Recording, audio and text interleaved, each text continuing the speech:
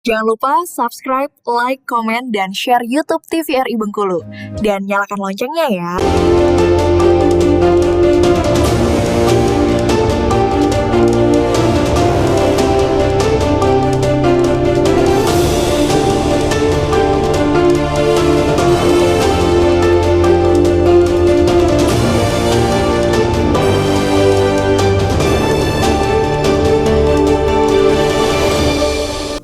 Pemirsa, Anda kembali bersama kami tentunya masih di Berendo. Kita kembali membahas putar dengan batik Sungai Lemau yang ternyata dalam satu proses cetak batik ini sendiri harus ada standarnya itu 3 motif utama. Bener ya Bapak Ibu ya, yang menjadi ciri khas dari batik Sungai Lemau ini sendiri. Nah, dari batik Sungai Lemau nih Bu Nani, ini mempunyai jenis batiknya apakah hanya cetak atau ada yang print atau yang seperti apa Bu?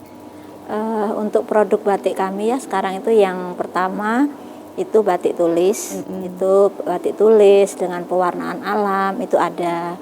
Kemudian ada batik tulis dengan menggunakan pewarna sintetis. Kemudian untuk batik cap dengan pewarnaan sintetis itu yang produk kami. Kalau untuk print itu kan bukan batik ya kalau print. Nah, jadi kalau untuk batiknya kita ada batik tulis dan tulis canting gitu ya Mbak, tulis canting sama tulis yang menggunakan cap. Jadi untuk berproduksi banyak begitu kita menggunakan cap. Jadi bukan yang tulis canting itu begitu. Tapi tetap menggunakan malam juga yang cap itu. Jadi pakai cap tembaga begitu Mbak. Berapa lama Bu prosesnya itu? Kalau proses pencantingannya sama sih, maksudnya dalam sehari misalnya kita dapat ngecap berapa, terus nanti langsung bisa kita warna langsung. Cuman kalau untuk batik tulis cantingnya itu lebih lama karena mau didesain gambarnya dulu. Kalau yang tulis canting kan kemudian nanti baru dituangkan ke kainnya, didesain di kainnya begitu kan, baru nanti proses pencantingannya. Nah kalau batik tulis canting itu memang agak lama Mbak pencantingannya. Bisa kalau kami kemarin tuh teman-teman itu 2 hari dalam satu kain begitu ya. Kalau untuk batik cap bisa lebih cepat Mbak karena dia udah ada motifnya, tinggal kita ini tuangkan di kainnya begitu. Dan per hitungannya harganya per meter atau gimana ini Bu? Atau satu produk gitu? Satu piece itu kami di ukuran kainnya itu 225 cm kali 115 ukuran kainnya itu. Dibanderol dengan harga kisaran? Untuk di e-katalog itu kita 375. Kalau yang batik cap ya, kalau batik tulis mengikuti. Kalau batik tulis itu kan tergantung motif, ada yang motifnya full, ada yang ini, jadi harganya mengikuti aja. Tapi rata-rata kalau batik tulis itu di harga 500.000 ke atas gitu. Kalau pewarna alam lebih mahal lagi karena prosesnya juga lumayan lama kalau pewarna alam. Jadi mengikuti aja untuk harga-harganya begitu. Itu bisa di custom nggak ya Bu untuk motif-motifnya? Maksudnya permintaan dari konsumen gitu? Untuk motif bisa, konsumen itu bisa request motif, request warna itu bisa. Oh bisa. Ada itu berapa minimal pemesanan apabila mau ada request seperti itu Bu? Ya, kalau misalnya mau banyak kan kami minta estimasi waktunya agak lama begitu kan. Tapi kalau untuk sekedar berapa 2 atau berapa itu kita bisa ambil waktu tersingkat begitu untuk produksinya begitu. Kita kembali ke Pak Slamet nih Pak, berkaitan dengan originalitas tadi ya Pak ya. Bahwasannya tadi Bu Nani cerita ini tulis, kemudian juga ada yang cetak ya Bu ya, tadi cap ya. Nah itu gimana Pak untuk menjaga originalitas dari produk batik Sungai Lemau kalau kita kaitkan dengan saat ini kan banyak sekali produk-produk serbuan, kita katakan serbuan produk printing ya, yang katakanlah harganya mungkin lebih di bawah gitu, lebih murah dibanding dengan originalitas produk ini. Gimana Pak? Jadi ada 3 hal ya yang tadi kita bahas itu. Pertama karakteristik itu yang terkait dengan masalah proses, kemudian tentang masalah motif itu di karakteristik, kemudian di reputasi itu tentang sejarah dan arti motif. Nah kemudian yang ketiga itu kualitas ya, kualitas yang akan kita bahas bahwa kualitas itu harus dijaga terus. Kita ada standarisasi kualitasnya.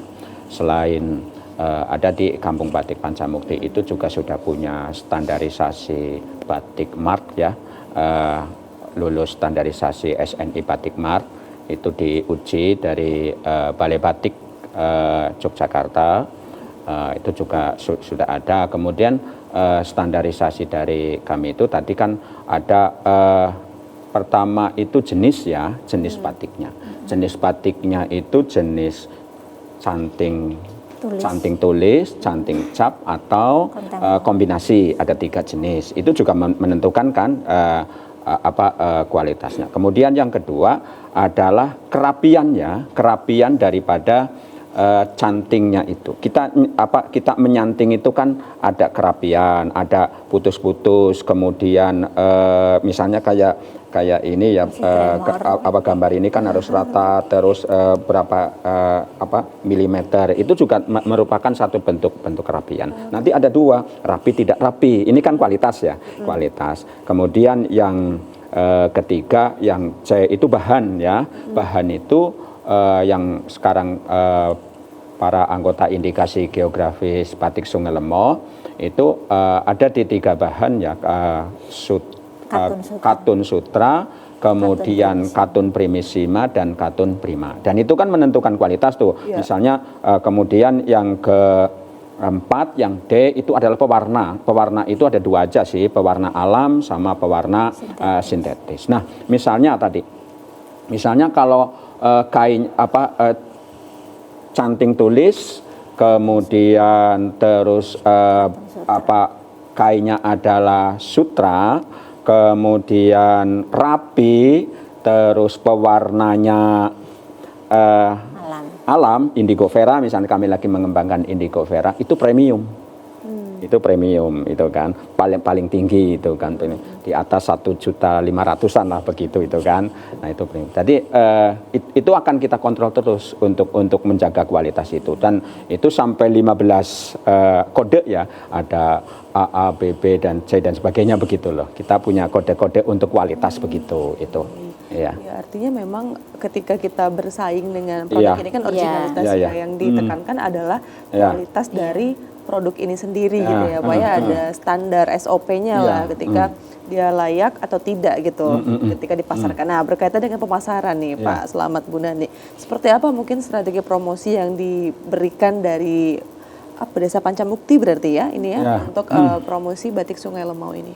Pertama kita karena lagi-lagi ya batik itu adalah warisan budaya, kita selalu bercerita ya, bahwa batik itu cerita. Saya terinspirasi oleh Prof. Sarwit ya, mungkin Prof. Sarwit itu menonton ya. Jadi itu beliau punya cerita begitu ya, punya cerita tentang batik. Nah ternyata harganya lumayan juga itulah. Jadi kita terusan beberapa kali tamu dari universitas, dari mana-mana, dari Bank BI juga, kita harus punya cerita.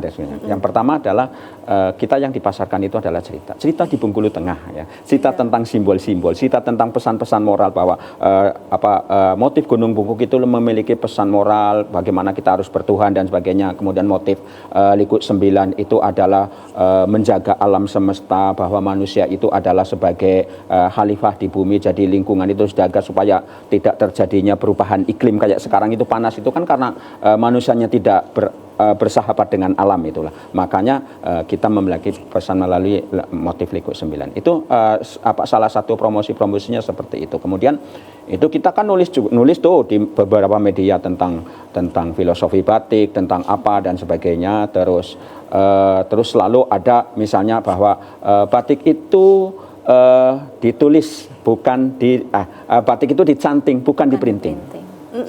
Selalu seperti itu, hashtagnya kami selalu gitu. Seperti itu kan supaya kita memberikan literasi ya kepada masyarakat bahwa oh ya ternyata batik itu harus dicanting, bukan dicanting. Memang batik itu dicanting itu kan, bukan di printing. Itu terus promosi melalui beberapa pameran-pameran ya, kemarin kayak festival Tapot kita juga diberi kehormatan oleh Pemda Provinsi Bengkulu untuk mengikuti kegiatan, kemudian pameran di mana-mana misalnya di Jakarta dan sebagainya, kita ikut serta juga ya. Wah, luar biasa nih, artinya eksistensi dari batik Sungai Lemau ini sendiri pemirsa kalau kita lihat nih sudah sampai ke skala nasional, bahkan nanti internasional harapannya ya Bapak Ibu ya.